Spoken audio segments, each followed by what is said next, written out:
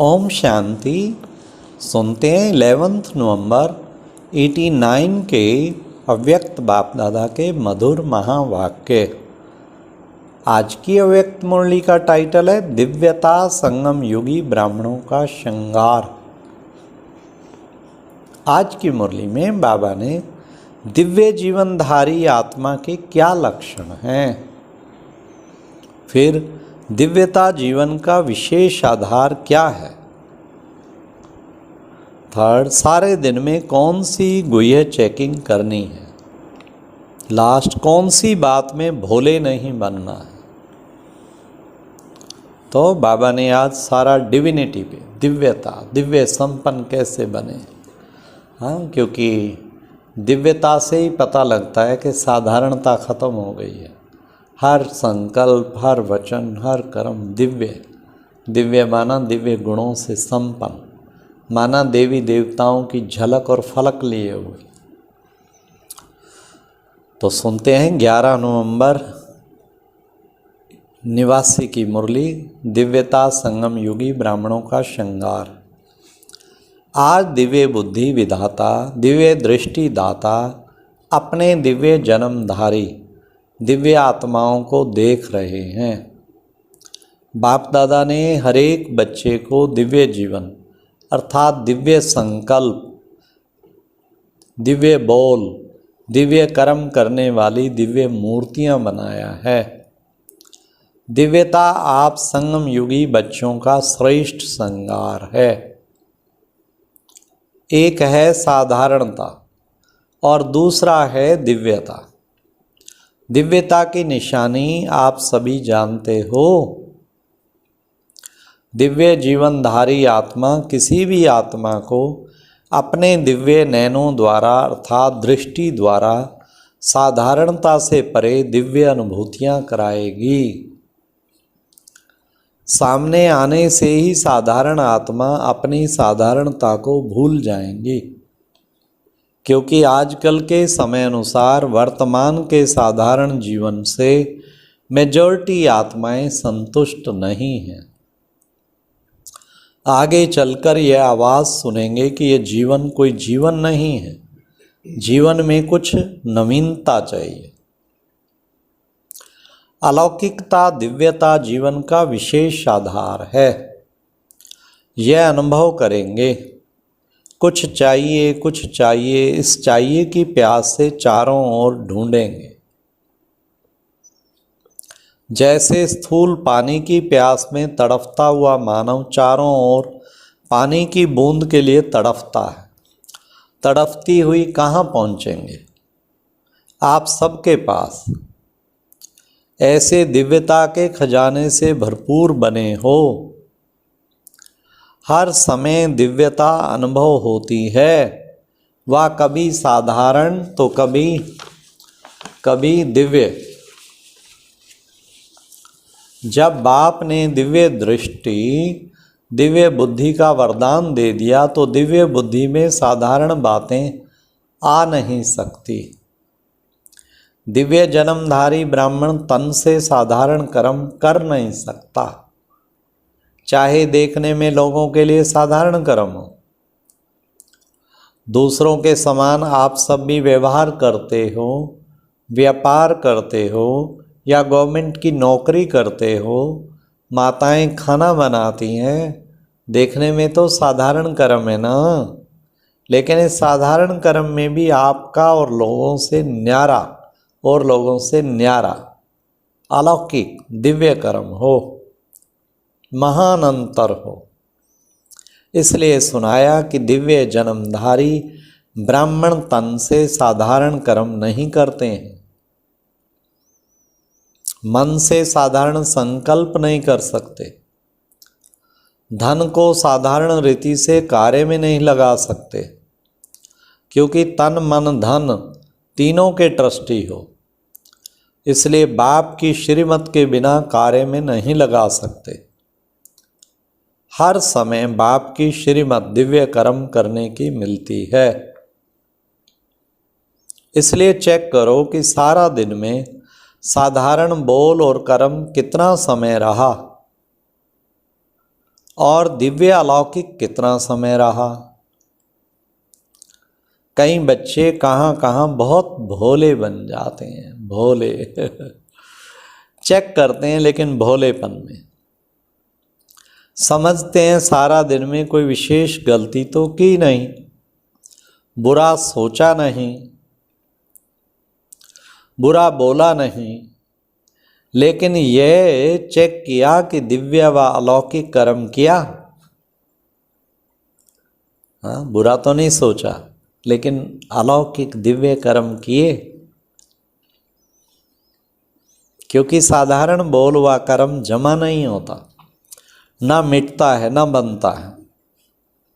वर्तमान का दिव्य संकल्प, दिव्य बोल और कर्म भविष्य का जमा करता है। हर संकल्प दिव्य, हर वचन, हर कर्म वो जमा का खाता बढ़ता नहीं है, तो जमा करने के हिसाब में भोले बन जाते हैं। खुश रहते हैं कि मैंने वेस्ट नहीं किया, लेकिन सिर्फ इसमें खुश नहीं रहना, वेस्ट तो नहीं किया लेकिन बेस्ट कितना बनाया। हाँ, ये है ना चार्ट। कई बार बच्चे कहते हैं मैंने आज किसको बाबा दुख नहीं दिया, लेकिन सुख भी दिया दुख नहीं दिया वो तो तेरा फर्ज है ना पुण्य कर्म है सुख देना। दुख नहीं दिया, इससे वर्तमान अच्छा बनाया, लेकिन सुख देने से जमा होता है, वह किया। वह सिर्फ वर्तमान से ही खुश हो गए। सुखदाता के बच्चे सुख का खाता जमा करते हैं। सिर्फ ये नहीं चेक करो कि दुख नहीं दिया, लेकिन सुख कितना दिया। जो भी संपर्क में आए मास्टर सुखदाता द्वारा हर कदम में सुख की अनुभूति करें। इसको कहा जाता है दिव्यता व अलौकिकता। तो चेकिंग भी साधारण से गुह्य चेकिंग करो। हर समय स्मृति रखो कि एक जन्म में 21 जन्मों का खाता जमा करना है। तो सब खाते चेक करो।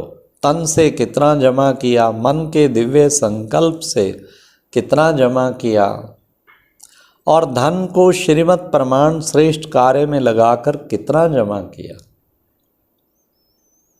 जमा के खाते तरफ विशेष अटेंशन दो, क्योंकि आप विशेष आत्माओं का जमा करने का समय छोटे से जन्म के सिवाय सारे कल्प में कोई समय नहीं। और आत्माओं का हिसाब अलग है, लेकिन आप श्रेष्ठ आत्माओं के लिए अब नहीं तो कब नहीं। तो समझा क्या करना है। इसमें भोले नहीं बनो, पुराने संस्कारों में भोले मत बनो। बाप दादा ने रिजल्ट देखी, कितनी बातों के रिजल्ट में जमा का खाता बहुत कम है। उसका विस्तार फिर सुनाएंगे। सभी स्नेह में सब कुछ भुला करके पहुंच गए ना। बाप दादा भी बच्चों का स्नेह देख एक घड़ी के स्नेह का रिटर्न अनेक घड़ियों की प्राप्ति का देता ही रहता है। आप सभी को इतने बड़े संगठन में आने के लिए क्या क्या पक्का कराया। पहले तो पटरानी बनना पड़ेगा, 4 दिन ही रहना पड़ेगा, आना जाना ही पड़ेगा। तो सब बातें सुनते हुए भी स्नेह में पहुंच गए। यह भी अपना लक्ष्य समझो तो इतना भी मिल रहा है, फिर भी जड़ मूर्तियों के दर्शन के समान खड़े खड़े रात तो नहीं बिताते हो। 3 पैर पृथ्वी तो सबकी मिली है ना। यहाँ भी आराम से बैठे हो, यहाँ भी आराम से बैठे हो ना। जब आगे वृद्धि होगी तो स्वतः ही विधि भी परिवर्तन होती रहेगी। लेकिन सदैव यह अनुभव करो जो भी मिल रहा है वह बहुत अच्छा है, क्योंकि वृद्धि तो होनी ही है और परिवर्तन भी होना ही है। हाँ, तब बाबा एक एक को पर्सनल मिलते थे, सेंटर वाइज भी मिलते थे। तो बाबा ने इशारा कर दिया 89 में, आगे विधि भी परिवर्तन होगी और साथ साथ वृद्धि भी होनी है।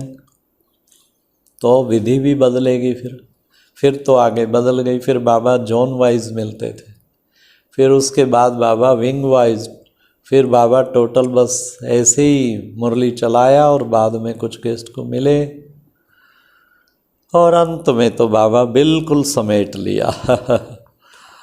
तो सभी को आराम से रहना खाना मिल रहा है ना, खाना और सोना 2 चीज़ें ही चाहिए।